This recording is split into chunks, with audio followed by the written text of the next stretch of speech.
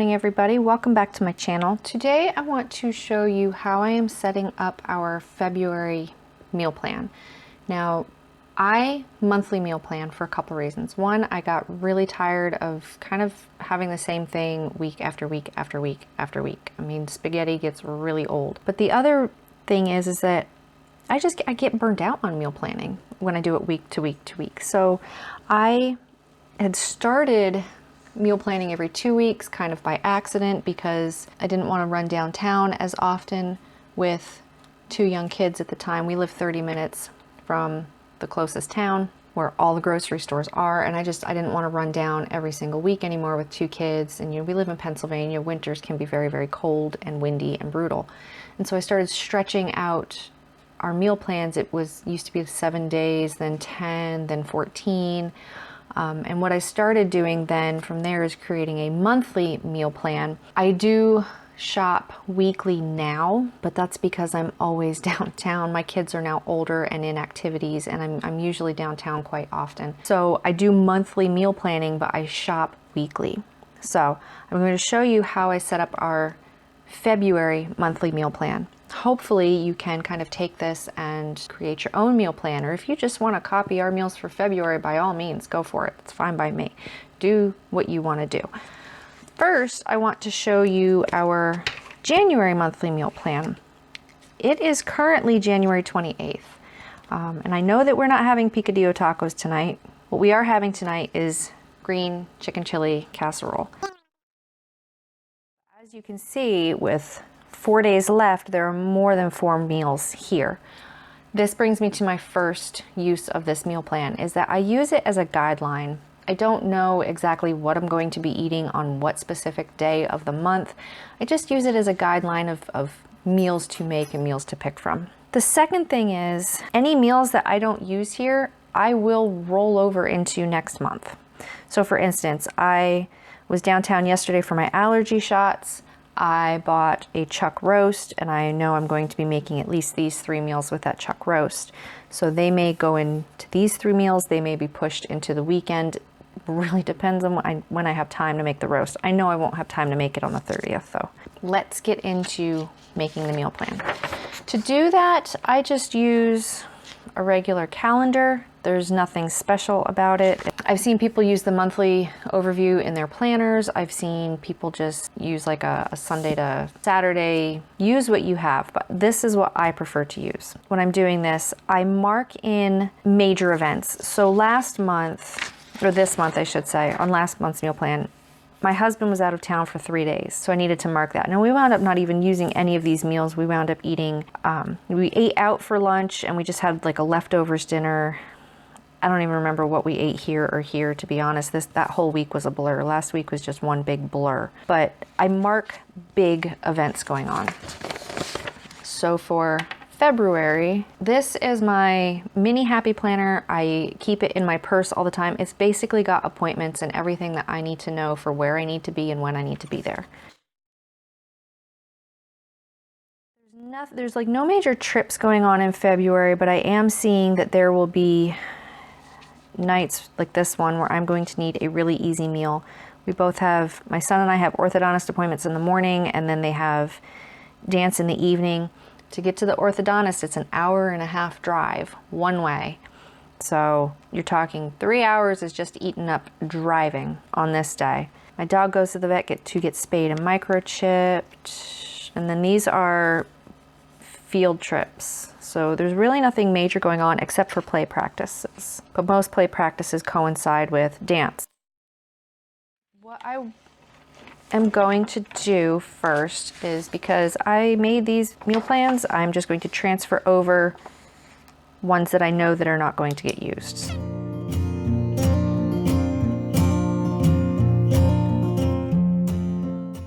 Some people swear by making making breakfast for dinner. I kind of burnt ourselves out on that in the same way I burnt ourselves out on spaghetti. I only try to make it once or twice a month, and in this month, I never made it.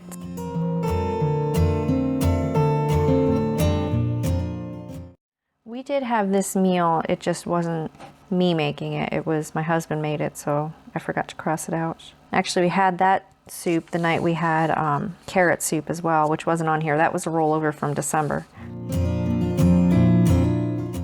Okay, so between the brisket or the chuck roast that's in my fridge right now, that's going to make these 3 meals. We should be good.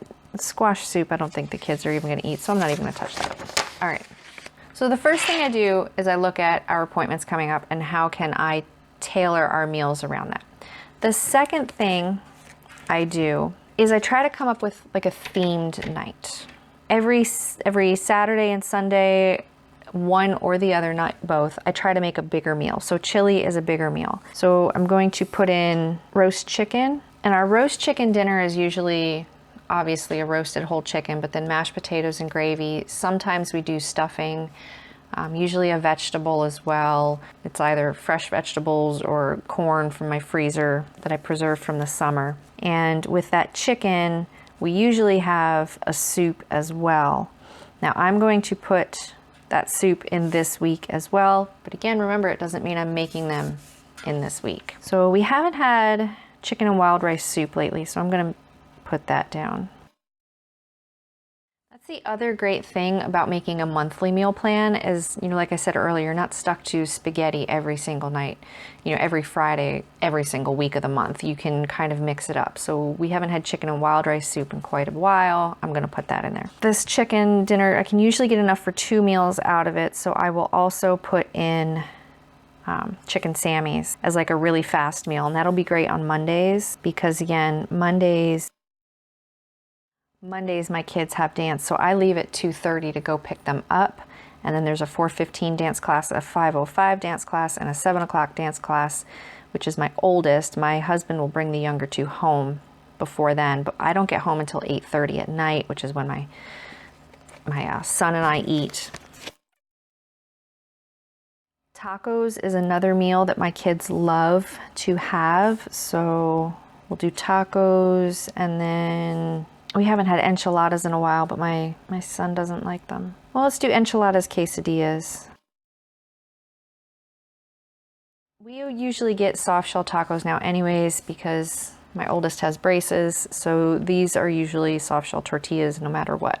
Here's bare bones. I, over Christmas, started using this book. I really, really enjoy this book. I am horrible at meal prepping. I'm awesome at meal planning, but I'm horrible at meal prepping, and this book breaks it down step by step by step. For my brain, I'm really good at kind of like puzzle piecing dinners and kind of getting all the dinner done on time, piecing the puzzle that way. I'm not so good at piecing the puzzle together of what all am I gonna need for the whole week between these meals and so on and so forth. So this book really helps me with that. But there were a couple meals in here that I wanted to add to our February meal plan. I'll leave a link to this book down below if you guys don't have it, and if you're like me where you can't really see the full picture meal planning, I will link this book below. I highly suggest you try it. It has helped out. It has helped me a ton. I'm able to see now how I can meal prep small things throughout the rest of the week. One of the meals I wanted to do is this roasted chicken and cauliflower. Chicken is really, really cheap. Cauliflower this time of year is also very cheap. And so the meals that she makes with it are a loaded cauliflower casserole.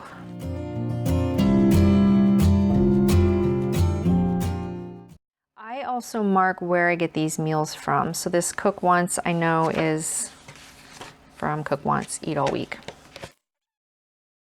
Balsamic sheet pan dinner. We may not use balsamic sauce simply because our kids are a little finicky on that, but a sheet pan dinner is always a good thing. And then buffalo chicken stuffed avocados. This is where I'm going to stray a little bit because A, my kids don't like buffalo sauce in general, and B, they won't even touch an avocado. So what I'm going to do is I'm going to do like chicken crescents. My husband may enjoy this. He may wind up making it for him. And so then the other meals I had marked were this one, briskets and Brussels sprouts. Brisket, Brussels sprouts, and rice. So she she kind of takes 3 ingredients and pairs 3 meals around those ingredients for the entire week. And it's really 3 meals. She gives you modifications if your family size is larger. And I can tell you that our family, like these are based on a family of 4. Our family is a family of 5, and we do not need any modifications. And that's coming from a family that has a teenager that needs to eat as well, and he eats a lot. We don't need to do any modifications.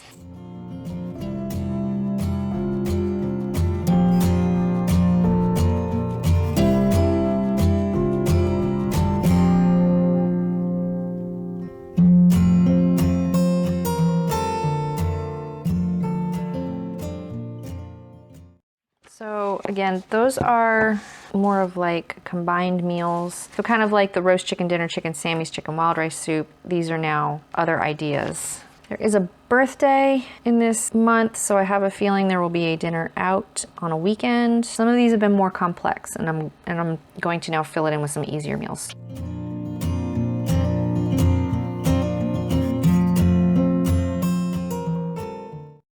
From experience, the fried rice makes a lot.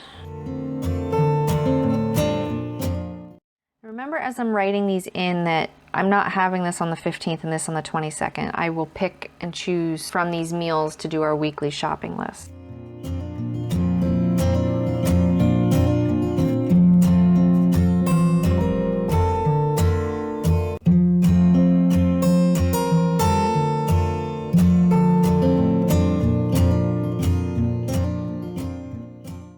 Think of any of these meals you're going to make more than, like this is probably going to make enough for one night.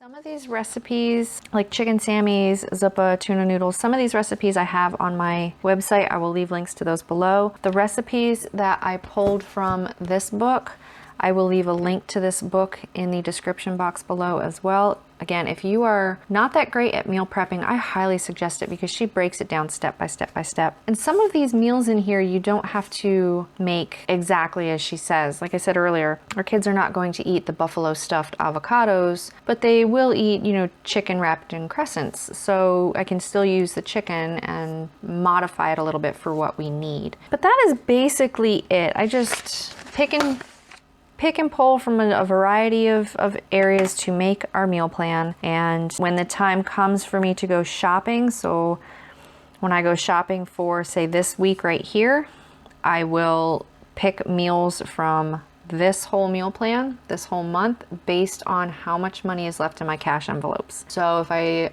only have maybe $120 left, I know whole chickens are really, really cheap. Veggies are really, really cheap. So I'm going to load up on things that are cheap, like chicken and veggies. So I may do this loaded cauliflower meal. I may do this chicken bacon ranch set. I may do the roast chicken dinner, Sammy's and soup. I will go for things that I know will fit that amount of cash that we have left. Brisket, it's on the expensive end here. I think I paid $20 for the chuck roast we have.